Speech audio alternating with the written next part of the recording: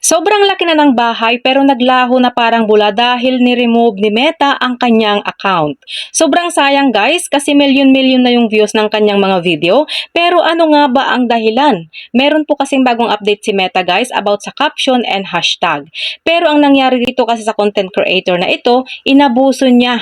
At hindi na siguro mahalaga sa kanya yung mga update ni Meta dahil milyon naman na ang kanyang followers at milyon na din ang mga views ng kanyang mga video. Lahat ng mga video niya guys is hindi related doon sa mga caption niya. Ibang-iba yung mga caption doon sa video. Dahil siguro iniisip niya na ang caption niya ay yun ang maghahakot sa kanya ng mga views. Pero sa kasamaang palad, na-detect siya ng system. Kaya dinilit na ang kanyang Facebook. Kaya ngayon, back to zero siya.